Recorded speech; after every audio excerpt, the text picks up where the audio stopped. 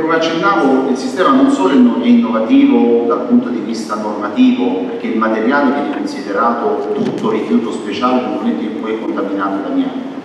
Invece, tramite questa collaborazione con gli enti pubblici accennata prima, principalmente con ARPA e Spisal, siamo riusciti invece, attesa la esigua, considerata sul totale dei rifiuti, quantità di amianto, invece a poterlo riprocessare come fosse solo materiale contaminato da amianto.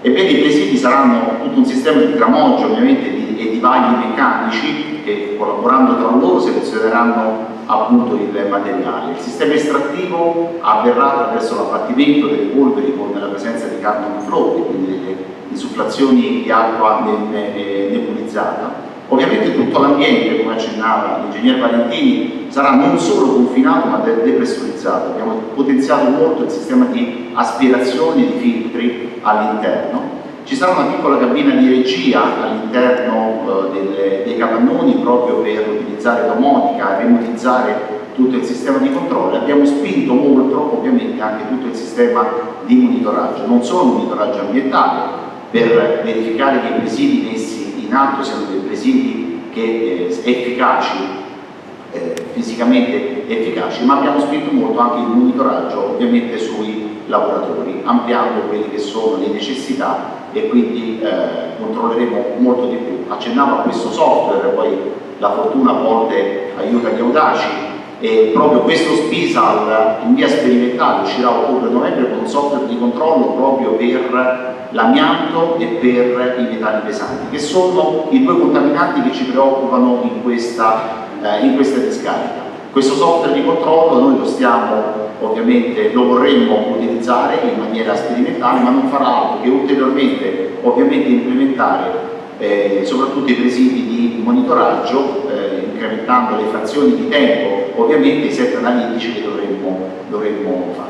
Più o meno, senza scendere troppo nel tecnico che non mi appartiene, questi sono un po' gli elementi innovativi che messe insieme sono tutte parti di percorso di processi che esistono, però è il know-how applicato e integrato che rappresenta un processo in realtà assolutamente innovativo.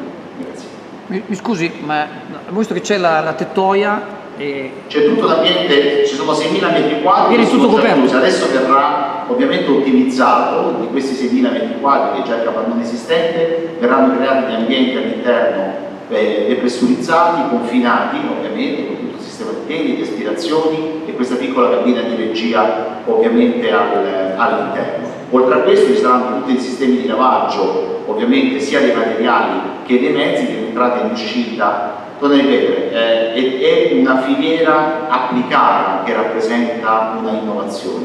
Sono tutta tecnologia già esistente, i vagli a scalino sono vagli che vengono utilizzati nelle bonifiche, però applicata tutta in filiera ovviamente rappresenta un nuovo processo, un nuovo diagramma di flusso che permette di lavorare questo materiale e permette questa separazione in assoluta sicurezza ed efficienza nel raggiungimento dei risultati.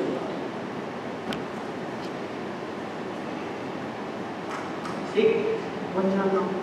Tutta la parte di operazione. Questo 13-17 milioni il surplus, che diventa, non so come possiamo chiamare in vari modi, o diventa un costo ambientale, nel senso che l'alternativa a questo è quello di lasciare tutto così come lasciare la montagna, fare un camping e finire, e il sito sarebbe fuoriuscito. Quindi si sta applicando 13-17 milioni, ripeto, per un surplus ambientale, lo si sta applicando anche per un surplus economico, nel senso che se c'è un torno, c'è una progettazione, ma c'è una programmazione per quanto riguarda ovviamente l'utilizzazione della macchina, questo 13-17 milioni non saranno